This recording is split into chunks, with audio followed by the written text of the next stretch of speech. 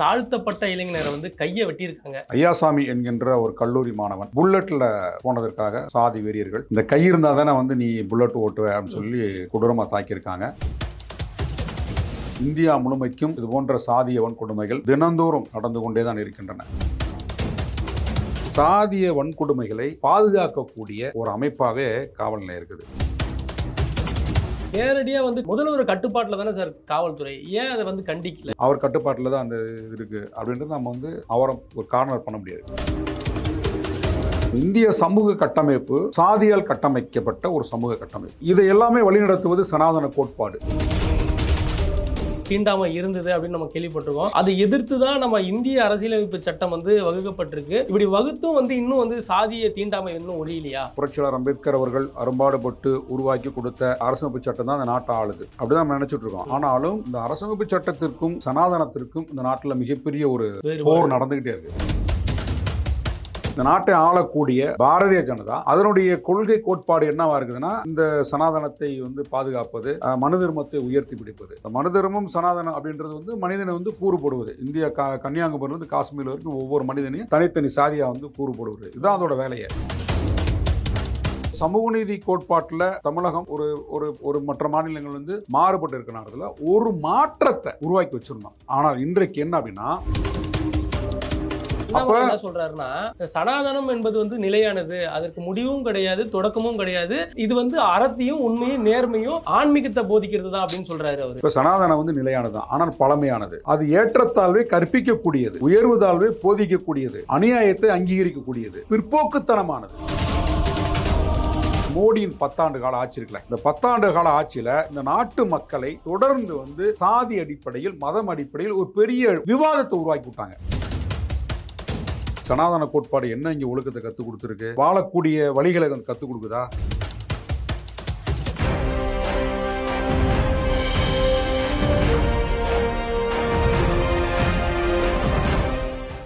Globe 360 நேயர்களுக்கு வணக்கம். இன்றைய நேர்காணலில் சிறப்பு விருந்தினராக நம்மோடு இணைந்திருப்பவர் விடுதலை சிறுத்தைகள் கட்சியின் மாநில செய்தி தொடர்பாளர் திரு பாவலன் அவர்கள். வணக்கம் சார். வணக்கம். நல்லா இருக்கீங்களா? நல்லமா இருக்கேன். Okay sir. இப்போ அண்மையில் வந்து சிவகங்கை மாவட்டம் மானாமதுரை என்கிற கிராமத்தில் வந்து ஒரு சாதி ஆதிக்கவாதி இளைஞன் வந்து ஒரு தாழ்த்தப்பட்ட இளைஞரை வந்து கையை வெட்டியிருக்காங்க. இதை எப்படி பார்க்குறீங்க?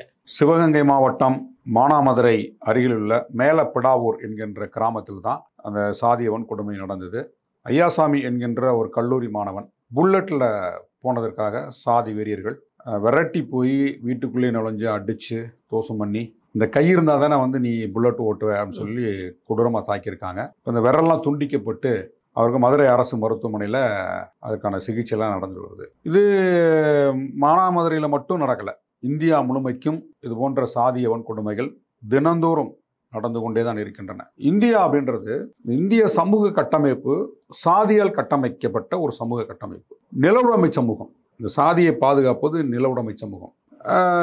இதை எல்லாமே வழிநடத்துவது சனாதன கோட்பாடு. சாதியை பாதுகாத்து இந்த பழமைவாதம், ஏற்கனவே தவறான சமூக ஒழுங்கு, தவறாக கட்டமைக்கப்பட்டு வைத்திருக்கக்கூடிய சமூக ஒழுங்கு இருக்கு பார்த்தீங்களா, இதை வந்து இது எதன் அடிப்படையில் கட்டமைக்கப்பட்டது அப்படின்னா, இந்த சனாதனம் வேதம் இதை மையப்படுத்தி தான் வந்து அது கட்டமைக்கப்பட்டது. அதனால தான் இந்த சாதி அப்படின்றது பார்த்தீங்கன்னா வெவ்வேறு வடிவங்களில் வந்து அது வந்துட்டு தான் இருக்கும். நம்ம சாதியை ஒழிச்சிட்டோம் அப்படிலாம் சொல்ல முடியாது. மகான் புத்தர் காலத்திலிருந்து தொடங்கப்பட்ட இந்த சாதி ஒழிப்புக்கான குரல் இன்றைய வரை நீடிச்சுக்கிட்டு தான் இருக்குது. இன்றைக்கி திருவள்ளுவர் காலத்தில் சாதி கூடாதுன்னு சொல்லி அவரும் வந்து கண்டிச்சிருக்கிறாரு. அவை பாட்டியார் வந்து சாதி இரண்டொழிய வேறில்லை சொல்லி சாட்டுறாங்கன்னு சொல்லி அவங்க பாடியிருக்காங்க. இப்படி வந்து ஒவ்வொரு காலகட்டங்கள்லையும் தலைவர்கள், அறிஞர்கள், மகான்கள் இந்த ஏற்றத்தாழ்வுக்கு எதிராக வந்து கடுமையாக தன்னுடைய எதிர்ப்பை வந்து காமிச்சிருக்காங்க. ஆனாலும் இந்த சாதி அப்படின்றது பார்த்தீங்கன்னா மனசில் இருக்கக்கூடிய ஒரு உணர்வு, அது உருவம் கிடையாது. சாதி அப்படின்றது ஒரு உருவம்னா நம்ம உடனே அழிச்சிடலாம். அது ஒரு உணர்வு. அது எப்போ வந்து பெருசாகும், வெறி பிடிக்கும், எப்போ அது தூங்கும் அப்படின்னு சொல்ல முடியாது. அது சந்தர்ப்ப சூழ்நிலைக்கு தகுந்த மாதிரி அது மாறிக்கிட்டே இருக்கும். அது வெவ்வேறு வடிவங்கள் எடுக்கும். இப்போ சாதி அடிப்படையில் பாலியல் வல்லுறவு, சாதி அடிப்படையில் வீடுகளை வந்து அடித்து நொறுக்குவது, சாதி அடிப்படையில் புறக்கணிப்பது, சாதி அடிப்படையில் இது போன்று இவன் வந்து இந்த ஜாதிக்காரன் வந்து பைக்கில் போகிறான், இந்த ஜாதிக்காரன் காரில் போகிறான், இந்த ஜாதிக்காரன் பெரிய வீடு கட்டுறான், அப்படின்னு இன்னும் வந்து அந்த கிராம கட்டமைப்பு இருக்கக்கூடிய எல்லா இடங்கள்லையுமே இது வந்து இருக்குது. சில இடங்கள்ல வந்து அது மாறி இருக்கு. இன்னும் பெரும்பான்மையான இடங்கள்ல வந்து அது அப்படியே மாறல. அது அப்படியே தான் இருக்குது. இல்ல சார், இப்ப பழைய காலகட்டங்கள்ல நம்ம கேள்விப்பட்டிருக்கோம். ரோட்ல நடக்க முடியாது, சட்டை போட முடியாது, துண்ட வந்து இடுப்புல தான் கட்டணும், தண்ணிய வந்து கையில தான் நம்ம வாங்கி குடிக்கணும் அப்படின்ற மாரிலாம் ஒரு தீண்டாமை இருந்தது அப்படின்னு நம்ம கேள்விப்பட்டிருக்கோம். அதை எதிர்த்து தான் நம்ம இந்திய அரசியலமைப்பு சட்டம் வந்து வகுக்கப்பட்டிருக்கு. அத வகுக்கப்பட்டு இந்த குடியில பொறந்த நீ இனிமே வந்து இந்த வேலைய தான் செய்யணும். இந்த வேலைய தான் நீ நீ நீ துணி துவைக்கிறவங்க குடும்பத்தில பொறந்திருக்கியா, நீ அத செய்யக்கூடாது. அத மாற்றி செய்யலாம். நீ முடிவெட்டுறவன் அ கு குடியில பொறந்திருக்கியா, நீ மாத்தி செய்யலாம் அப்படின்றதுக்காக தான் அரசியலமைப்பு சட்டம் வந்து நமக்கு வகுக்கப்பட்டிருக்கு. இப்படி வகுத்தும் வந்து இன்னும் வந்து சாதிய தீண்டாமை இன்னும் ஒழியலையா? அதான் சொல்றேன். இப்ப நீங்க வந்து சாதி அப்படின்றது ஒரு உணர்வு. அத வந்து அவ்வளோ சீக்கிரம் வந்து மாற்ற முடியாது. ம். இப்ப நம்ம என்ன சொல்றோம், புரட்சியாளர் அம்பேத்கர் அவர்கள் அரும்பாடுபட்டு உருவாக்கி கொடுத்த அரசமைப்பு சட்டம் தான் அந்த நாட்ட ஆளுது. ம். அப்படிதான் நம்ம நினைச்சுட்டு இருக்கோம். ம். அது ஒரு வகையில உண்மதான். ம். ஆனாலும் இந்த அரசமைப்பு சட்டத்திற்கும், சனாதனத்திற்கும் இந்த நாட்டுல மிகப்பெரிய ஒரு வேறுபாடு. போர் நடந்துகிட்டே இருக்கு. ஓகே. ஒரு சனாதனம் வந்து நம்ம முழுசா ஒழியல. ம். சனாதனத்தை ஒழிச்சு கட்டி தான் வந்து சட்டத்தின்படி ஒரு ஆட்சியை வந்து உருவாக்கி கொடுத்தாரு ம். அம்பேத்கர். ஆனாலும் சனாதனத்தை வந்து முழுசா வந்து ஒழிக்க முடியல. அது வந்து எல்லா அடுக்குகளிலும் நிறைஞ்சிருக்கு. எல்லா அடுக்குகளையும் அது நிறைஞ்சிருக்கு. இப்ப சாதி, இவன் இந்த குலத்தில் பிறந்தவன், ம். பிறப்பின் அடிப்படையில் உயர்வு தாழ்வு. அது வந்து பெண்களுக்கும் பொருந்தது. பெண்கள்னா ஆணுக்கு அ நிகர் கிடையாது. ம். அப்படின்றது சனாதன கோட்பாடு வந்து மனு வலியுறுத்துது. தர்மத்துல மனு இருக்கு. தர்மம் மனு தர்மம் அது வலியுறுத்துது. ம். ஆ, தொழில் அடிப்படையில ஆட்கள வந்து பிரிச்சு வைக்கிறது. ம். இவன் இந்த சாதியில பிறந்தவன் இந்த தொழில் தான் செய்யணும். ம். இவன் வேதம் படிக்கணும். ம். இவன் கல்வி கற்கலாம். இவன் ம். படிக்கக்கூடாது.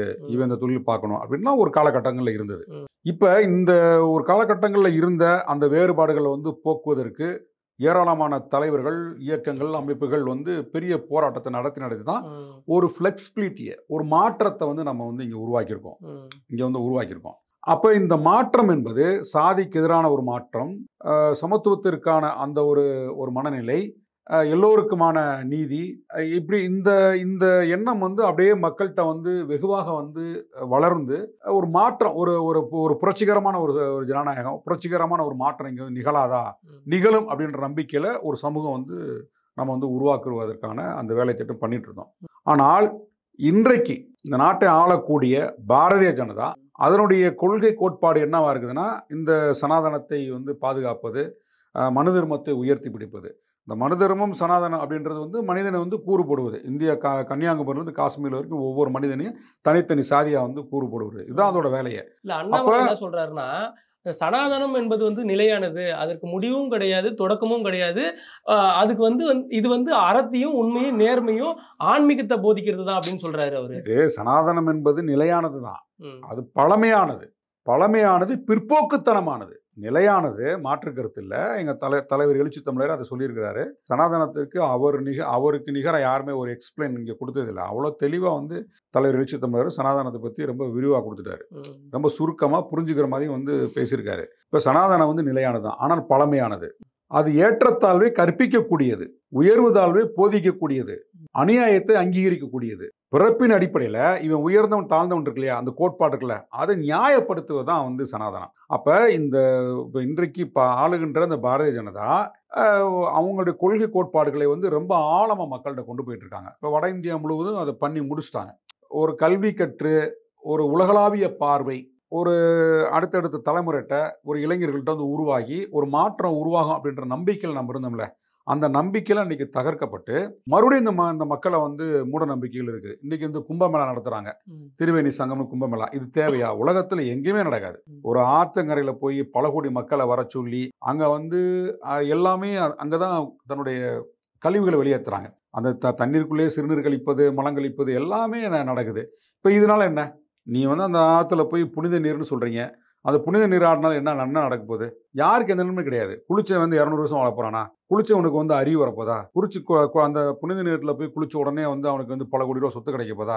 இல்லை இருக்கிற நோய் நொடியெல்லாம் போக போதா? எதுவுமே கிடையாது. அப்போது இந்த மக்களை மேலும் மேலும் வந்து மூட பழக்க வழக்கங்களில் ஆழ்த்தி, இந்த சாதியின் மீது ஒரு தீராத பற்றை உருவாக்கி, அந்த பற்றை வந்து ஒரு வெறித்தனமாக வளர்த்தெடுக்கிறது தான் இந்த ஆர்எஸ்எஸ், பாரதிய ஜனதாவுடைய வேலை.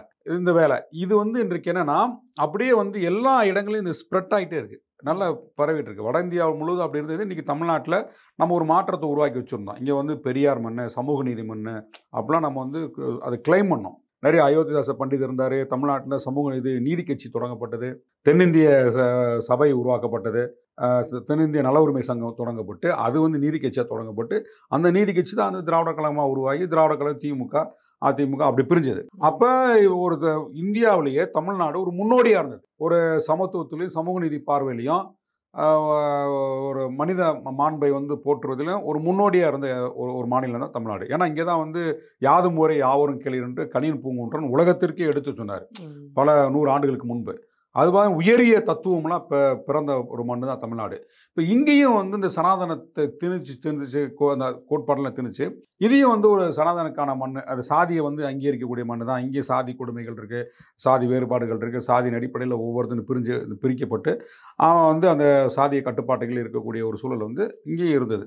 ஆனால் இந்த சமூக நீதி கோட்பாட்டில் தமிழகம் ஒரு ஒரு ஒரு மற்ற மாநிலங்கள் வந்து மாறுபட்டு இருக்க நேரத்தில் ஒரு மாற்றத்தை நம்ம கொடுத்து வச்சுருந்தோம், உருவாக்கி வச்சுருந்தோம். ஆனால் இன்றைக்கு என்ன அப்படின்னா, தொடர்ந்து வந்து இந்த மோடியின் 10 ஆண்டு கால ஆட்சி இருக்குல்ல, இந்த 10 ஆண்டு கால ஆட்சியில் இந்த நாட்டு மக்களை தொடர்ந்து வந்து சாதி அடிப்படையில் மதம் அடிப்படையில் ஒரு பெரிய விவாதத்தை உருவாக்கி விட்டாங்க. இப்போ படித்தவங்க எல்லாருமே ஓரம் தெரிஞ்சவங்க எல்லாருமே சாதியை பற்றி மதத்தை பற்றி ஒரு விவாதம், ஒரு டிபேட்டு. நீங்கள் எங்கே போனாலும் போனீங்க, எங்கே போனாலுமே மாட்டு இறைச்சி வந்து வந்து மாட்டு மூத்திரம், அது கோமியம்னு சொல்கிறாங்க, மாட்டு மூத்திரம் குடிக்கிறது, இது போன்ற சடங்கு சாஸ்திரங்கள், சாதி பெருமை, குடிப்பெருமை, மன்னர் பரம்பரை, ஆண்ட பரம்பரை, இது மாதிரியான வந்து இந்த சொல்லாடலை வந்து நிறைய புழக்கத்தில் விட்டுட்டாங்க. கௌரவம் பார்க்குறாங்க. இன்னைக்கு இப்போ பள்ளிக்கூடத்து பையன் பேசுகிறான்ல, நாங்களாம் மன்னர் பரம்பரைன்னா, அப்படி அந்த சொல்லாடலை சொல்ல வச்சு ஒரு பள்ளி மாணவர்கள்ட்டே வந்து ஒரு பெரிய நஞ்சை வச்சுட்டாங்க. இப்போ இந்தியாவில் யாராவது ஒரு சயின்டிஸ்ட் வந்திருக்காங்களா? இந்தியாவில் சயின்டிஸ்ட் யாராவது ஒரு சயின்டிஸ்ட் இருக்காங்களா? யாருமே சயின்டிஸ்டே கிடையாது. ஏன்னா இங்கே அப்துல் கலாம் வந்து சயின்டிஸ்ட் அப்படின்னா அவர் வந்து இன்வென்டர் கிடையாது. ஏற்கனவே கண்டுபிடிக்கப்பட்ட ஒரு சயின்ஸ், ஒரு ஃபார்முலாவை இங்கே வந்து நடைமுறைப்படுத்தினார். ஒரு அணு ஆயுதம் தயாரிக்கக்கூடாதுன்ற ஒரு கட்டுப்பாட்டில் இவர் தயாரித்து அதை வெடிக்க வச்சு அதை வந்து வெளி உலகத்துக்கு நாங்களும் இருக்கிறோம் அப்படின்றது காட்டினாங்க. அது வேற. ஆனால் வந்து சயின்டிஸ்ட் அப்படின்னா இப்போ இந்த கேமராவை வந்து கண்டுபிடிச்சது ஒரு சயின்டிஸ்ட், இந்த மின்சாரத்தை அந்த லைட் பல்ப் எல்லாம் கண்டுபிடிச்சி ஒரு சயின்டிஸ்ட், நீங்கள் நம்ம பயன்படுத்துகிற ஒரு செல்ஃபோனை கண்டுபிடிச்சி ரேடியோவை கண்டுபிடிச்சி ஒரு சயின்டிஸ்ட். அது மாதிரி இந்தியாவில் ஏன் ஒருத்தர் உருவாகலை? ஒரு ஏரோப்ளேனை கண்டுபிடிச்சோம், ட்ரெயினை கண்டுபிடிச்சோம், இன்றைக்கி நம்ம வீடுகளில் இருக்கக்கூடிய எல்லா ஒரு எல்இடி டிவியை கண்டுபிடிச்சோம் அப்படின்னா இந்தியாவில் எந்த சயின்டிஸ்டும் உருவாகலை. ஏன் உருவாகலை அப்படின்னா இங்கே வந்து குழந்தை பருவத்திலே சாதியை சொல்லி வளர்க்கலாம். 10 வயசு பையன்ட்டே வந்து நம்ம அந்த சாதி இந்த சாதி நம்மெல்லாம் அப்படி இப்படின்னு சொல்லி தேவையில்லாத விஷயத்தை வந்து திணிக்கிறாங்க. ஒரு உலகளாவிய பார்வையை வந்து பிள்ளைகிட்ட சொல்லலை. இங்கே வந்து ஒரு குடும்பத்தில் பெற்றோரோ அல்லது உடன் பிறந்தோரோ இருக்கக்கூடிய 10 வயசு பிள்ளைகள்கிட்ட வந்து எதை பேசணுமோ அதை பேசலை. இந்த உலகம் நம்முடையது, எல்லோரும் வந்து வாழ பிறந்தவர் தான், எல்லோரையும் மதிக்கணும், எல்லோருடைய உரிமைகளையும் வந்து நம்ம வந்து ஏற்றுக்கொள்ளணும் அப்படின்ற மாதிரியான ஒரு பக்குவப்பட்ட ஒரு இதெல்லாம் இங்கே உரையாடலாம் குடும்பத்துக்குள்ளே இல்லை. எல்லா குடும்பத்துக்குள்ளேயும் இந்த சாதி பெருமை பேசக்கூடியதான். அது இன்னும் பார்த்தீங்கன்னா தென் மாவட்டங்களில் ஒரு கும்பலே இருக்குது. சின்ன பசங்களை எடுத்துக்கிட்டால் கூட நாங்கள் வந்து அந்த இது அது மீசையை முறுக்கிட்டு நாங்கள் அப்படி இப்படின்னு வந்து இங்கிட்டு வந்தீங்கன்னா நான் அக்குனி குண்டத்தில் வட மாவட்டங்களில் நாங்கள் அக்குனி குண்டத்தில் பிறந்தேன்னு சொல்கிறது, இங்கிட்டு போனால் மேற்கு போனால் அது ஒரு வரலாறு பேசிக்கிறேன். இப்படி வந்து தேவையில்லாத ஒரு இந்த உரையாடலை குடும்பத்துக்குள்ளே படிக்கிற பிள்ளைகிட்ட வந்து திணிச்சிட்ருக்காங்க. இப்போ அதோட விளைச்சல் தான் இப்போ எல்லாமே. இப்போ அந்த பையனை பார்த்துங்க, அந்த மானாமாரியில் இப்போ மேலப்படாவூரில் போய் வெட்டினவங்க போகிறாங்க யாருன்னா பெரிய பெரிய வயசான ஆள் கிடையாது, எல்லாம் இளைய சமுதாயம் தான். அவன் போய் வெட்டுறான். இப்போ இந்த வன்கொடுமைகளில் ஈடுபடுறது எல்லாமே வந்து இந்த இளவட்ட பசங்க அதான் ஈடுபடுறாங்க. அப்போ இவங்களுக்கு வந்து வழி நடத்துவதற்கு இந்த நாடு நம்முடைய நாடு, இந்த உலகம் நம்முடைய உலகம், இங்கே இப்போ இருக்கக்கூடிய அனைத்து தரப்பு மனிதர்களும் நம்முடைய மனிதர்கள் தான். அவங்களுக்கான நம்ம வந்து அவங்களையும் மதிக்கணும், அவங்களையும் போற்றணும், அவர்களுக்கான உரிமையை நம்ம வந்து ஒத்துக்கொள்ளணும் அப்படின்லாம் வந்து இங்கே யாருமே கற்பிக்கிறதில்ல. இந்தியாவில் அப்படி கற்பிக்கிறதுக்கு யாருமே இல்லை. Okay sir. இப்போ அம்பேத்கர் வந்து அதுக்காக சட்டம் உருவாக்குனாரு, போராடினார். இப்போ அம்பேத்கரை ஃபாலோ பண்ணக்கூடியவங்க மட்டும்தான் இது நம்ம சொல்லிட்டு இருக்கோம். இப்போ தலைவர் எழுச்சி தமிழர் வந்து இளைஞர்களுக்கு போதிக்கிறாரு, சாதி கூடாது, மதம் கூடாது, நம்ம சமத்துவத்தை நோக்கணும், படிக்கணும், நமக்கு வந்து ஒரு உலகளாவிய பார்வை வரணும் அப்படின்ற தலைவர் போதிச்சுட்டு இருக்காரு. இப்போ தலைவர் எழுச்சி தமிழர் போன்று இளைஞர்களுக்கு வந்து வழிகாட்டக்கூடிய தலைவர்கள் யாருமே இல்லைங்க. எல்லாமே சாதியா வந்து சிந்திக்கிறனால தான் சிக்கல் இருக்கு. இப்போ நீங்க வந்து படிச்ச இளைஞன், படிக்காத இளைஞன்கிட்ட சாதி புத்தி இருக்கு அப்படின்ற மாரி சொல்றீங்க. ஆனா வந்து பொதுவாவே வந்து காவல்துறையிலயும் சாதி புத்தி இருக்கு, அமைச்சர்கள்ட்டயும் சாதி புத்தி இருக்கு அப்படின்ற மாரி ஒரு பேச்சு போயிட்டு இருக்குல்ல. நீங்க தமிழ்நாட்டுல ஒரு நூற்றுக்கணக்கான சாதி இருக்கு. சில சாதிகள்ல பார்த்தீங்கன்னா, படித்தவர்கள், படிக்காதவர்கள் ஒரு வேறுபாடு தெரியும். ஒரு டிஃபரெண்ட் பார்க்கலாம். எதுக்குடா நம்மளுக்கெல்லாம் ஊர் வம்பு, படிச்சோமா, ஒரு வேலைக்கு போனோமா, சம்பாரிச்சோமா, வன்கொடுமை சாதி வன்கொடுமை நடந்தா கூட கண்டு காணாம போயிருவான். நமக்கு எதுக்கு ஊர் வம்புன்னு போயிருவான். படிக்காதவன் அவன் ஒரு மாதிரி பிஹேவ் பண்ணுவான். இந்த படித்து அதிகாரத்தில் இருக்கக்கூடியவங்க, அவங்க வேறு விதமா அந்த சாதியை கையாளுவாங்க. இந்த இடத்திற்கு நாம வந்து இருக்கக்கூடிய இந்த இடத்திற்கு தனக்கு கீழே இருக்கக்கூடிய ஒரு பட்டியல் சமூகத்தை சேர்ந்தா வந்துடக்கூடாது அப்படின்னு அந்த அதிகார வேட்கையோடு வந்து அவன் அந்த இதை தக்க வச்சுக்கிடுவான். படிக்காதவனுக்கு வந்து நம்ம மேல் சாதி கீழ் சாதி அவன் நம்மளும் ஒன்றும் கிடையாது அப்படின்ற மாதிரி அந்த எண்ணம் புகுத்தப்பட்டனால அதுலேருந்து ஒரு வேறுபாட்டை கடைபிடிப்பான். இது வந்து சாதிக்கு சாதி மாறுபடும். ஆனால் படித்தவனும் படிக்காதவனும் ஒரே நேர்கோட்டில் சிந்திக்கிறதுக்கு தென் மாவட்டத்தில் ஒரு கும்பல் இருக்குது. அவன் படித்தவனும் ஒரே மாதிரி செஞ்சிருப்பான், படிக்காத ஒரே மாதிரி செஞ்சிருப்பான். அதான் வந்து இன்னைக்கு உசிலம்பட்டியில் பார்த்தீங்கன்னா சங்கம்பட்டின்னு ஒரு ஊர். அங்கே வந்து கோயில் திருவிழா, அதாவது பொங்கல் திருவிழா 16ஆம் தேதி ஜனவரி 16. அங்கே வந்து ஊரில் வந்து ஒளிபெருக்கி போட்டு பாட்டு போட்டுட்ருக்காங்க. அங்கே வந்து ஒரு பட்டியல் சமூகத்தை சேர்ந்த பையன் போய் ஆடிருக்கான். ஆடினதுக்காகவே அவனை வந்து துரத்தை அடித்து ரொம்ப கொடூரமாக தாக்கப்பட்டிருக்காங்க. அவனுக்கு ஒரு 6 பேர் அந்த குற்றச்செயலில் ஈடுபட்டிருக்காங்க. ஆனால் காவல்துறை 2 பேரை தான் கைது பண்ணது. மீதி 4 பேரை வந்து தப்பிக்க விட்டாங்க. அதே மாதிரி நிறைய வந்து சொல்லிக்கிட்டே போகலாம். நிறைய இடங்களில் வந்து இந்த வன்கொடுமை நடந்துட்டு. நம்ம இதில் வந்து என்ன பார்க்கணும் அப்படின்னா, இந்த அரசு துறைகள் இருக்குல்ல, வருவாய்த்துறையும் காவல்துறையும். இந்த வருவாய்த்துறையும் காவல்துறையும் தான் இந்த சாதி அமைப்பை பாதுகாப்பதில் ரொம்ப ஒரு முன்னோடியாக இருக்கக்கூடிய துறைகள். இப்போ ஒரே சாதிக்குள்ள சண்டை போட்டுக்கிட்டு மண்டை உடஞ்சி ரத்தம் சொட்ட சொட்ட காவல் நிலையத்துக்கு ஓடணும் அப்படின்னு யாரை அடிச்சா நீ என்ன கேட்பானா, ரூரலில் எந்த தெரு என்ன சாதின்னு தான் பார்ப்பாங்க. பார்த்த உடனே ஒரே சாதியா, சரி அடித்தவனை தூக்கி ரிமாண்ட் பண்ண வழக்கு போடு அப்படின்னு வழக்கு போட்டுருவாங்க. ஆனால் அடித்தவனும் அடி வாங்கினவனும் வெவ்வேறு சாதியாக இருந்தால் அவ்வளோ சீக்கிரம் வந்து எஃப்ஐஆர் போட்ட சரித்திரமே கிடையாது.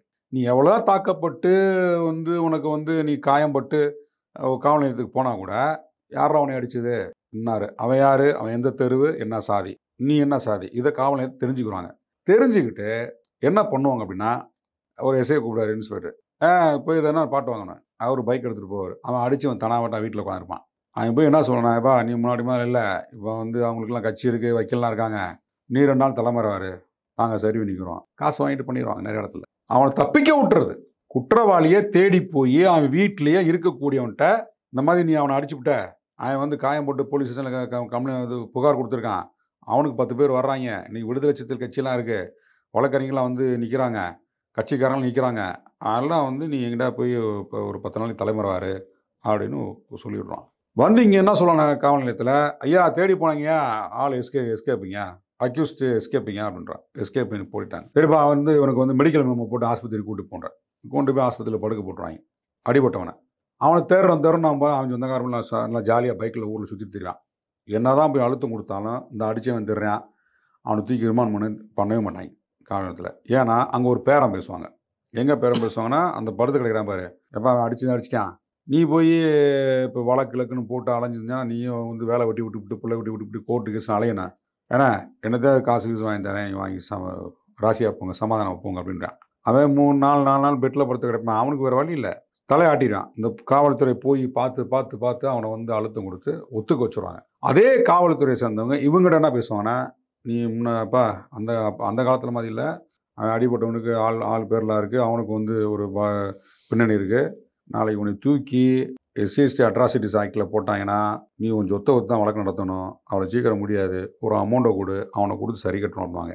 அவனோட ஒரு அமௌண்ட்டு ஒரு தொகையை வாங்கிட்டு இவனுக்கு அடிபட்டவனுக்கு கொஞ்சமாக கொடுத்துட்டு அப்படியே அந்த வழக்கை வந்து காம்ப்ரமைஸ் பண்ணிடுறாங்க. ஓகே சார், இப்போ இது வந்து பெரும்பாலான காவல் நிலையங்களில் இது நடந்துக்கிட்டு தான் இருக்குது. அப்படி நடந்துக்கிட்டு இப்போ நாங்கள் வந்து விசிகா சார்பில் நாங்கள் போய் போராட்டம் நடத்தி ஆர்ப்பாட்டம் பண்ணி அதான் எஃப்ஐஆர் போட வேண்டியது. இப்போ ஒருத்தர் கண்ணு முன்னாடி தாக்கப்பட்டான், அவன் புகார் கொடுக்குறான், அது உண்மை, உடனே வந்து ஏன் வழக்கு எஃப்ஐஆர் போட்டு ரிமாண்ட் பண்ண மாட்டீங்க? ஏன் ரிமாண்ட் பண்ண மாட்டீங்க? அப்போ வந்து விசிக சார்பில் வந்து அழுத்தம் கொடுத்த பிறகு இன்னொன்று ரொம்ப முக்கியமான ஒரு கேடுகட்டத்தனத்தை பண்ணுவாங்க போலீஸ். என்ன பண்ணுவாங்கன்னா, அந்த அடி வாங்கினா பாருங்க, அவன் மேலே ஒரு எஃப்ஐஆர், இவன்ட்டு ஒரு கவுண்டர் பெட்டிஷன் வாங்குறது. ஏதாவது எழுதி கொடுறா, அவன் உன்னை அசிங்கமாக திட்டினான், அல்லது கொஞ்சம் உங்கள் சொந்தக்கார பொம்பளை பிள்ளைகளை வந்து பார்த்தேன் வச்சான். பெண்கள் மேட்டர் எடுத்து விடுறது. எல்லா விஷயத்திலும் பார்த்தீங்கன்னா, பெண்கள் விஷயத்தை கொண்டு வந்து நிப்பாட்டுவாங்க சாதி வெறி கும்பல். அவன் வந்து எங்கள் ஜாதி பிள்ளையை பார்த்தேன், எங்கள் ஜாதி பிள்ளைகிட்ட பேசினேன், எங்கள் ஜாதி பிள்ளையை கேள்வி பண்ணேன் அப்படின்னு ஒரு கதையை கட்டமைச்சு ஒரு கவுண்டர் பெட்டிஷன் வாங்கி அடிவட்டவன் மேலே ஒரு எஃப்ஐஆர் போட்டுட்டு தான் இவன் மேலே ஒரு எஃப்ஐஆர் போடுவாங்க. அடி வாங்கினவன் மேலேயும் எஃப்ஐஆர், அடித்தவன் மேலேயும் எஃப்ஐஆர். இப்படி தான் அதை பேலன்ஸ் பண்ணுவாங்க. இதுதான் தமிழ்நாட்டில் இருக்கக்கூடிய, இந்தியா முழுவதும் இருக்கக்கூடிய போலீஸோட கேரக்டர். காவல் நிலையமே அதான். இப்போ நான் என்ன சொல்கிறேன்னா, அதுக்கு தான் வந்து இந்த சாதிய வன்கொடுமைகளை அப்படியே பாதுகாக்கக்கூடிய ஒரு அமைப்பாகவே காவல் நிலையம் இருக்குது. காவல்துறைக்கு இருக்கக்கூடிய அதிகாரத்தை மிக சரியாக பயன்படுத்தினாங்கன்னா, ஏன் வந்து ஜாதிய வன்கொடுமை வந்து ஒழிச்சிட முடியாதா?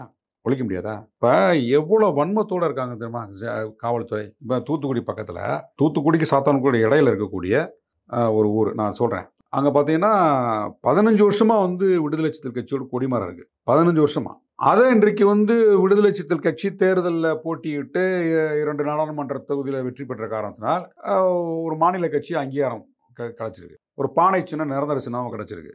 அப்போ இதை வந்து ஒரு மகிழ்ச்சியான ஒரு செயல் அப்படின்னு அந்த மக்கள் வந்து கொண்டாடக்கூடிய ஒரு மகிழ்ச்சியில் அந்த புதுசாக கொடிக்கம்பத்தை வந்து உருவாக்குறாங்க. ஏற்கனவே இருந்த கொடிக்கம்பத்தை எடுத்துட்டு அதை கலட்டிட்டு புது கொடிக்கம்பம் ஒரு பீடம் மாதிரி கட்டுறாங்க. இது ஏறக்குறைய கட்டி முடிக்கப்பட்ட தருவாயில் அந்த காவல் நிலையத்தை சேர்ந்த சாத்தான்குளம் காவல் நிலையத்திலிருந்து ஒருத்தர் போகிறாரு. அவர் பார்த்துட்டு போய் ஒருமையில் என்னடா பண்ணுறீங்க, அது பண்ணுறீங்க கேட்குறாங்க. நாங்கள் இது கட்டுறோம் அப்படின்னா, அவன் போய் காவல் நிலையத்தில் சொல்லி அங்கேருந்து 3 காவலர்கள் வந்து இதெல்லாம் கட்டக்கூடாதுன்னு சொல்லியிருக்காங்க. வாக்குவாதமாகுது. அதுக்கப்புறம் இன்ஸ்பெக்டர், டிஎஸ்பி லெவலில் அவங்கெல்லாம் தலையிடுறாங்க. கட்டக்கூடாதுன்னு தடுக்கிறதுக்கு முயற்சி எடுக்கிறாங்க. ஏறக்குறைய 1 மாத காலமாக அந்த பீடத்தை சுற்றி காவல் போட்டு வச்சுருக்காங்க. காவல் போலீஸை பாதுகாப்புக்கு, அதாவது கட்டக்கூடாதுன்றதுக்காக, தடுக்கிறதுக்காக. அந்த இடம் பொதுமக்களுக்கு இடையூறான இடம் கிடையாது. முழுக்க முழுக்க பட்டியல் சமூக மக்கள் வாழக்கூடிய தெருவுக்கு நுழையிற இடம். இப்போ நம்ம ஊர் தான் தனித்தனி சாதியை பிரிஞ்சு கிடக்கல. இந்த பகுதியில் அந்த ஜாதிக்காரன், இந்த பக்கம் இந்த ஜாதிக்காரன், இந்த பக்கம் போன இந்த தெரு அந்த ஜாதிக்காரனு போகும், இந்த தெரு இந்த ஜாதிக்காரனு போகும், இப்படி தானே பிரிஞ்சு கிடக்குது. அப்போ இந்த பக்கம் வந்து ஊரில் நாங்கள் காலனின்னுவாங்க, இன்னும் அப்படி தான் சொல்கிறாங்க. எஸ்சி தெருவு காலனின்னுவாங்க, குடியான தெருவுன்னுவாங்க, நாயுடு தெரு, ரெட்டியார் தெருவு, இப்படி வந்து கோனார் தெருவு, இது வந்து கல்லரு, அப்படி நாடாரு, இப்படிலாம் வந்து தெருவை பிரித்து வச்சுருக்காங்க. அப்போ இந்த பட்டியல் சமூகத்தை சேர்ந்த, அதாவது ஆதிராவிட சமூகத்தை சேர்ந்தவர் வாழக்கூடிய பகுதி, அங்கே வேறு யாருமே இல்லை. அதுலேருந்து 1.5 கிலோமீட்டருக்கு தள்ளி தான் மற்ற சமூக மக்கள் வாழ்கிறாங்க. அப்போ அங்கே எந்த விதமான பிரச்சனையும் கிடையாது. நீங்கள் கொடியேற்றினாலும் யாரும் கேள்வியும் கேட்க போகிறதில்ல.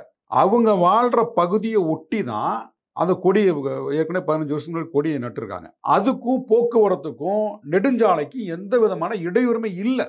அப்போ இருக்கக்கூடிய கொடியை புதுப்பிக்கும் போது இந்த காவல்துறைக்கு ஏன் வலிக்குது? அப்போ அந்த காவல்துறையில் இருக்கக்கூடிய அந்த சாதி வெறியர்கள், சாதி வெறி பிடிச்சவன் தான். இல்லை சார், இப்போ அதுதான் கேட்குறோம். இது நேரடியாக வந்து முதல்வர் கட்டுப்பாட்டில் தானே சார் காவல்துறை, ஏன் அதை வந்து கண்டிக்கும்? இப்போ முதலமைச்சர் இருக்கிறாங்க. இந்த இடத்துல முதலமைச்சர் பதவியில் யார் வேணாலும் வரலாம், யார் வேண்டுமானாலும் வரலாம். ஆனால் காவல்துறை வந்து அப்படி கிடையாது. அது ஒரு நிலையானது. அவங்க வந்து இந்தியாவுக்குள்ளே தான் இருக்கிறாங்க, தமிழ்நாட்டுக்குள்ளே தான் இருக்குது காவல்துறை, நம்ம ஊரில் தான் இருக்குது. இந்த ஊர்லேயே பிறந்து வளர்ந்தவன் தான் அந்த காவல் நிலையத்தில் காவல் பணியில் இருக்கிறான். இன்ஸ்பெக்டராக இருக்கிறான், சப் இன்ஸ்பெக்டராக இருக்கான், ஏட்டையாவாக இருக்கிறான், கான்ஸ்டபிளாக இருக்கிறான். எங்கேருந்து வர்றாங்க? இந்த ஊரில் தானே வர்றாங்க, வெளிநாட்டிலேருந்து வரல. இங்கே இருக்கக்கூடிய காவல்துறை வெளிநாட்டிலேருந்து வரல, இந்தியாவிலே தான் பிறந்து வளர்ந்தவங்க தான். இங்கே பிறந்து வளர்ந்தவன் தான் காவல் நிலையத்தில் வேலை செய்கிறான். அப்போ இவனுக்கு என்ன புத்தி இருக்கும்? சாதி புத்தி தானே இருக்கும், சாதி புத்தி தானே இருக்கும். ஒரு கிராமத்தில் ஒரு கிரைம் நடக்குது, ஒரு கஞ்சா விற்கிறாங்க, சாராயம் விற்கிறாங்க, ரவுடி எலிமெண்ட்ஸ் இருக்குது, விபச்சாரம் நடக்குது அப்படின்னா அந்தந்த காவல் நிலையத்தில் இருக்கக்கூடிய எஸ்பிசிஐடிக்கு தெரியாமல் எதுவுமே நடக்காது. எல்லா காவல் நிலையத்திலும் ஒரு எஸ்பிசிஐடி இருப்பாங்க. அவங்க நேரம் டைரெக்டாக எஸ்பியோட கண்ட்ரோலில் இருப்பாங்க. எஸ்பிசிஐடி சூப்பர் போலீஸோடைய அவங்க கட்டுப்பாட்டில் இருப்பாங்க. அந்த ஊரில் என்ன நடக்குது, எவன் வந்து எந்தெந்த கட்சியில் இருக்கிறான், எவன் என்னென்ன தொழில் பண்ணுறான், அந்த ஊரில் எத்தனை பேர் வக்கீல் இருக்காங்க, எத்தனை பேர் டாக்டரு, இந்த பட்டியல் பூரா அவன்கிட்ட இருக்கும். எவன் அக்யூஸ்டு, பழைய திருடன், எவன் கொலகாரன், இந்த எல்லாமே அவன்கிட்ட அந்த பட்டியல் இருக்கும். எவன் சாராயம் வைக்கிறான், கஞ்சா வைக்கிற வரைக்கும் அவன் பட்டியல் இருக்கும். அவனுக்கு தெரியாமல் அங்கே எதுவுமே நடக்காது. அப்போ அங்கே இருக்கக்கூடிய வந்து காவல் நிலையத்தில் தான் இந்த சாதி அடிப்படையில் எல்லாம் இந்த ஜாதிக்காரன் கஞ்சா விற்கிறானா கண்டுக்கிறது இல்லை, இந்த ஜாதிக்காரன் வந்து சாரா விற்கிறானா கண்டுக்கிறது இல்லை, இந்த ஜாதிக்காரன் ரவுடித்தனம் பண்ணுறானா கண்டுக்கிறது இல்லை. இப்படி எல்லாமே சாதி அடிப்படையிலேயே வந்து இயங்குறனால இது வந்து நம்ம பிரித்து பார்க்க முடியாது. இப்போ உத்தரப்பிரதேசத்தில் மாயாவதி 3 முறை முதலமைச்சராக இருந்தாங்க. அவங்க ஒரு தலித் சமூகத்தை சேர்ந்தவங்க தான். மாயாவதி முதலமைச்சராக இருக்கும்போதே அங்கே வந்து தீண்டாமை வன்கொடுமை பெரிய அளவில் தான் இருந்தது. ஒழிச்சு கட்ட முடியல. காவல் நிலையத்தில் போய் புகார் கொடுத்த உடனே அங்கேயும் வந்து வழக்கு போடலை. கோயிலுக்குள்ளே போன ஒருத்த தலித் பெண்ணை வந்து அடித்து துன்புறுத்தினாங்க. நீ எப்படி இந்த கீழ் ஜாதிக்காரி கோயிலுக்குள்ள எப்படி சிவன் கோயிலுக்குள்ள எப்படி வரப்போச்சுன்னு அடித்து துன்புறுத்தினாங்க. இது மாயாவதி ஆட்சி காலத்தில் நடந்தது. போலீஸ் டிபார்ட்மெண்ட்டு அது ஒரு தனி பாடி, இண்டிபெண்டாக இயங்கிட்டே இருப்பாங்க. யார் வேணால் சீஃப் மினிஸ்டராக வரலாம். அதை கண்ட்ரோல் பண்ணுறது அவ்வளோ சாத்தியம் கிடையாது. இது மக்களுடைய எழுச்சியால், மக்களுடைய போராட்டத்தினால, மக்களுடைய வந்து ஒரு புரட்சிகரமான ஒரு மாற்றத்துக்கான சிந்தனையிலிருந்து தான் எல்லா அமைப்புகளையுமே மாற்ற முடியும். எல்லா அமைப்புகளையும் மாற்ற முடியும். இப்போ எல்லாருக்கும் எஜுகேஷன் தேவை, எல்லாருக்கும் எம்ப்ளாய்மெண்ட் தேவை, எல்லாருக்கும் நல்ல வந்து ஒரு சமூக சிந்தனை தேவை.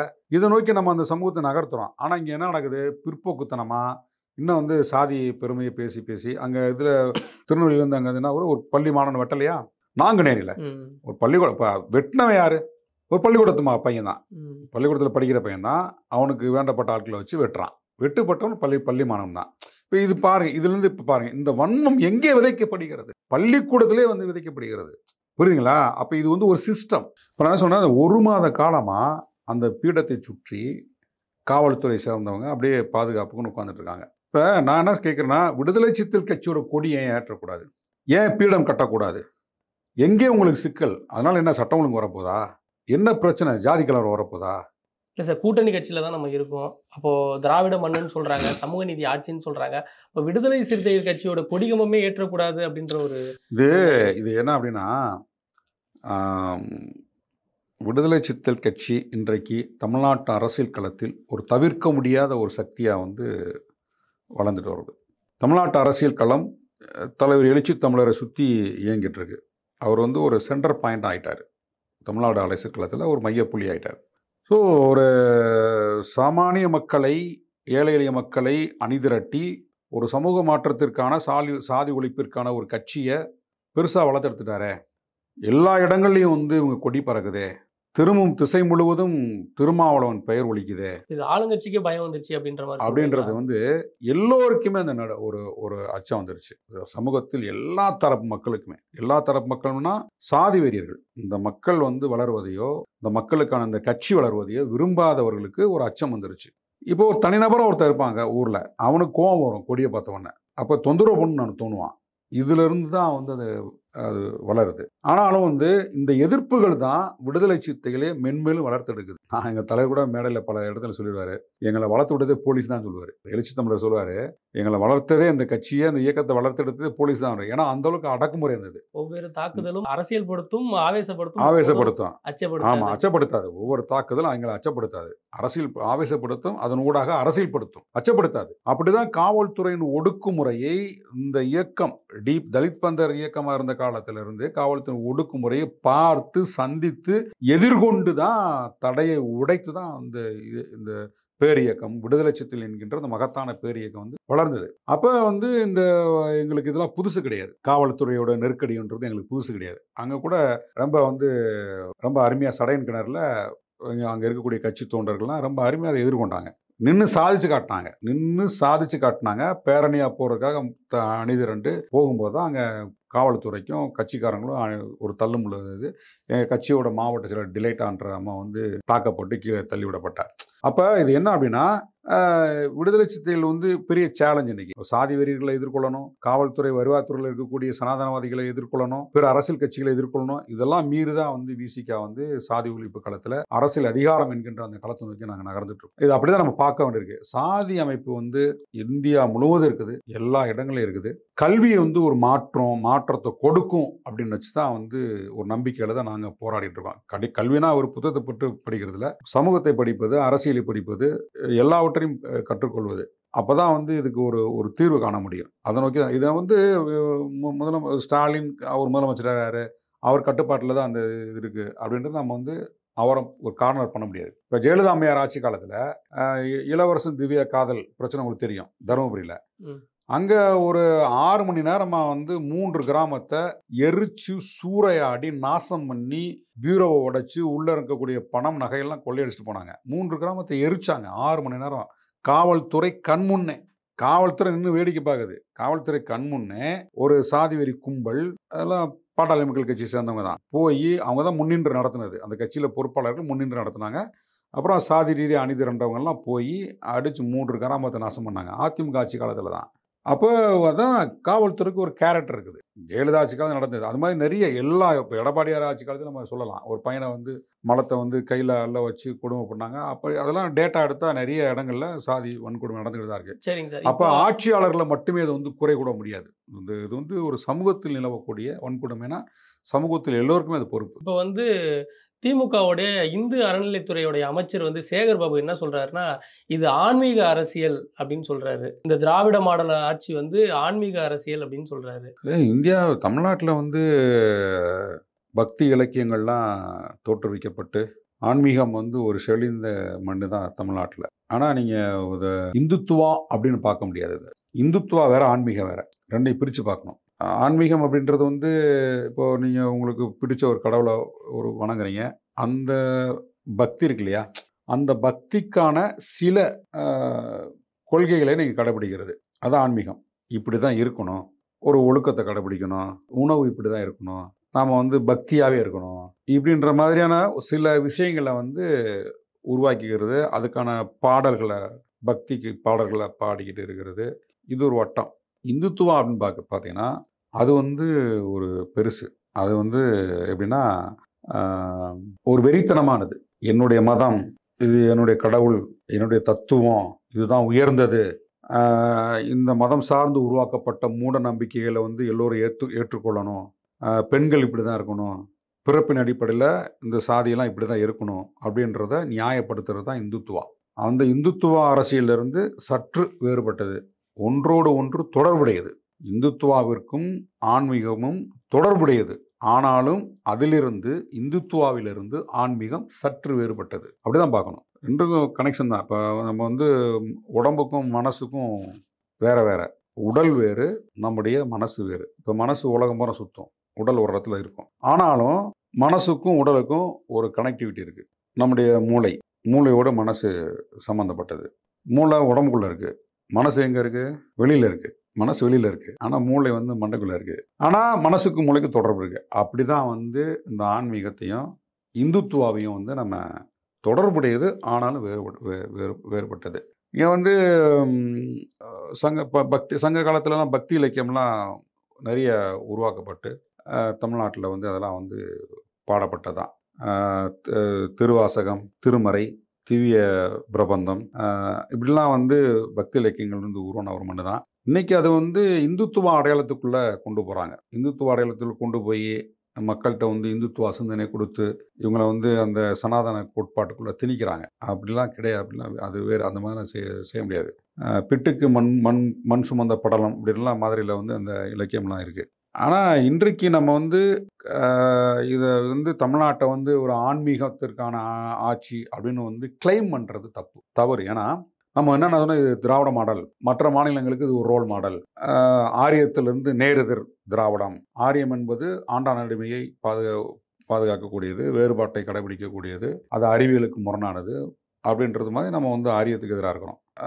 திராவிட மாடலில் எல்லோருக்கும் கல்வி, எல்லோருக்கும் வேலைவாய்ப்பு, அறிவியலை நம்புகிறோம். மூட நம்பிக்கை பண்ணாமல், கடவுள் நம்பிக்கை பண்ணாமல். கடவுள் நம்பிக்கை இருக்கும், ஆனால் கடவுள் நம்பிக்கையின் பெயராக நிறைய அட்டூழியங்கள் இருக்காது. இது வந்து ஒரு குலதெய்வ வழிபாடு, முன்னோர் வழிபாடு, இப்படின்ற மாதிரியா வந்து இதுக்குள்ள இந்த பழக்க வழக்கங்களில் திராவிட மாடலில் இருக்கும். நம்ம இன்னைக்கு அப்படி தான் சொல்லணும்.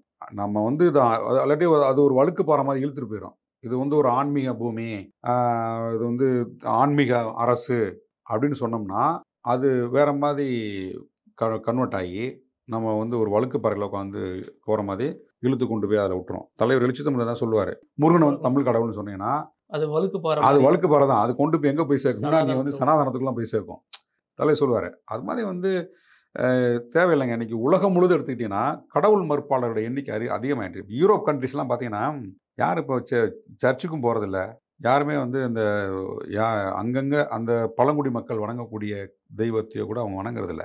அங்கெல்லாம் தேவாலயங்களில் பிரசங்கம் பண்ணுறது ஆளே இல்லை. ஃபாதர் இது போதகர்களே, மத போதகர்கள் அங்கே இல்லை.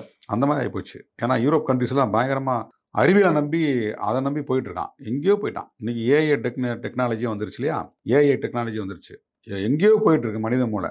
அதனால் இது மாதிரி பிற்போக்குத்தனங்களை வந்து இந்தியா போன்ற நாடுகளில் வந்து உருவாக்குறனால தான் இந்தியா வந்து வளரலை. இன்றைக்கி வந்து ஒரு பெரிய இந்தியா வந்து ஒரு வல்லரசு நாடு அப்படின்ற மாதிரி ஒரு பிம்பத்தை வந்து உருவாக்குறாங்க.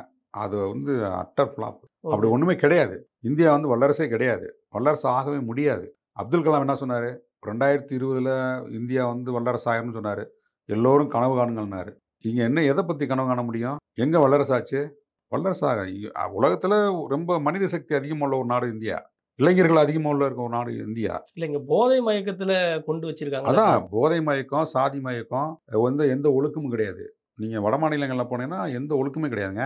இப்போ யூடியூப்பில் பார்த்தீங்கன்னா ஒரு பெண்ணை நிர்வாணப்படுத்தி ஒட்டு துணி உடம்புல ஒரு துணி கூட இல்லை கிராமத்தில் அப்படி தெருவில் ஆட விடுறாங்க.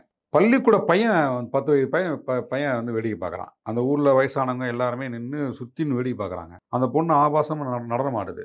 இது ஆந்திராவில் இருந்து அப்படியே வட மாநிலங்கள் ஃபுல்லாக முழுவதுமே இருக்குது. கிராமங்களில் மாலை நேரங்களில் பெண்களை வந்து நிர்வாண ஆட வைக்கிறது. இதெல்லாம் ஏன் வந்து இந்த ஆளுகின்ற அரசு வந்து ஒழிக்கலை, ஏன் கட்டுப்படுத்தலை? இப்போ பக்கத்தில் சைனா இருக்குது. சைனாவில் வந்து உங்களுக்கு கூகுளே கிடையாது. இந்த மொபைல் ஃபோனை அதிகமாக யூஸ் பண்ண அங்கே வந்து நிறைய அந்த சோசியல் மீடியா இருக்கு இல்லையா, வெப்சைட்டு, அதெல்லாம் எல்லாம் பிளாக் பண்ணியிருக்கான். பிளாக் பண்ணிவிட்டு அவனுக்குன்னு ஒன்று உருவாக்கி வச்சுருக்கான் அந்த நாடுகளில். இன்றைக்கி சைனா உலகத்திலே மிகப்பெரிய வல்லரசு. அமெரிக்காவே வாடா வந்து பாருன்றான். உலகம் முழுவதும் சைனா பஜார் இருக்குது. சைனா பஜாரில் நாடே கிடையாது. அவன் நாட்டில் உற்பத்தி ஆகக்கூடிய பொருளை உலகம் முழுவதும் விற்பனை செஞ்சு பொருளாதாரத்தை அவன் நாட்டில் கொண்டு போய் கொட்டுறான் சைனாவில். அந்த நாடு எங்கேயோ போயிடுச்சு. நீ இங்கே என்ன பண்ணி வச்சுருக்க? சைனாவுக்கு அடுத்தபடி மக்கள் தொகையில் பெரிய நாடு இந்தியா. இந்த மக்களை நீ என்ன பண்ணி வச்சுருக்க? எங்கேயா டெக்னாலஜியில் வளர்த்தெடுக்கிறியா? அறிவியல் பூர்வமாக நீ வந்து அறிவியலை போதிக்கிறியா? விஞ்ஞானத்தை பற்றி பேசுகிறியா? சயின்டிஸ்ட் அந்த நாட்டில் உருவாக்கி வச்சுருக்கியா? ஏதாவது வந்து நல்ல ஒரு பழக்க வழக்கங்களை வந்து கற்றுக் கொடுக்குறியா? உடைய சனாதன கோட்பாடு என்ன இங்கே ஒழுக்கத்தை கற்றுக் கொடுத்துருக்கு? வாழக்கூடிய வழிகளை வந்து கற்றுக் கொடுக்குதா? இது வந்து ஒரு வாழ்வியல் கோட்பாட்டை கற்றுக் கொடுக்குதா? நீ வாழணும், உனக்கு கல்வி தேவை, வேலைவாய்ப்பு தேவை, சுற்றுச்சூழலை பாதுகாக்கணும், இந்த நாட்டை பாதுகாக்கணும், நீ வந்து உன்னை சார்ந்தவர்களை பாதுகாக்கணும், ஒரு மனிதன் சக மனிதன் இன்னொரு மனிதனை வந்து நேசிக்கணும். இது போன்ற தத்துவங்களை இவங்க சனாதன கோட்பாடு எங்கேயா போதிக்குதா? இப்போ பைபிள் போதிக்குது, குரான் போதிக்குது, அது மாதிரி நிறைய வந்து உலகத்தில் இருக்கக்கூடிய அந்த மறைநூல்கள் போதிக்குது. இது மாதிரி போதிக்கக்கூடிய ஏதாவது ஒரு மறைநூல், இந்துத்துவாவை முன்னிறுத்தக்கூடிய ஏதாவது ஒரு அமைப்பு, ஏதாவது ஒன்று இருக்கா? ஒன்றுமே கிடையாது. அப்போ இந்த நாட்டில் இருக்கக்கூடிய இளைஞர்களை வழிநடத்துவதற்கு எந்த விதமான கட்டமைப்பே இங்கே கிடையாது. எல்லா வெப்சைட்டுகளும், கேவலமான வெப்சைட்டுகளும் இந்தியாவுக்குள்ள வந்து புழக்கத்தில் இருக்குது. அப்போ இந்த மக்கள் இப்படி தான் இருக்கணும். இளைஞர்கள் வந்து போதைக்கு ஆளாகணும். இளைஞர்கள் வந்து இப்போ வந்து ஆபாச நடவடிக்கையில் வந்து ஈடுபடணும். இங்கே வந்து சின்ன பையனில் வந்து முதியோர் வரைக்கும் வந்து ஒரு எந்த விதமான இது இல்லாமல் ஒரு எப்படின்னா ஒரு ஐக்கியத்தன்மை, அந்த ஐக்கியத்தன்மை இல்லாத அளவுக்கு ஒரு உதிரிகளாக வந்து உருவாக்கணும். லேபராக வச்சுருக்கணும், தொழிலாளர்களாக வச்சுருக்கணும், விவசாய கூலிகளாக வச்சுருக்கணும். இவன் சிந்திக்கக்கூடாது, பேசக்கூடாது, எழுதக்கூடாது, அன்றாடம் சாப்பாட்டுக்கே வந்து அல்லல் பண்ணணும். இப்படின்றதான் வந்து இந்த சிஸ்டத்தை பாதுகாக்கக்கூடியதான் அவங்க சனாதன கோட்பாடு. இப்போ நீண்ட நெடிய பல்வேறு கேள்விகளுக்கு பதிலளித்து எங்களோட நேரத்தை ஒதுக்குனதுக்கு நன்றி சார். நன்றி, வணக்கம்.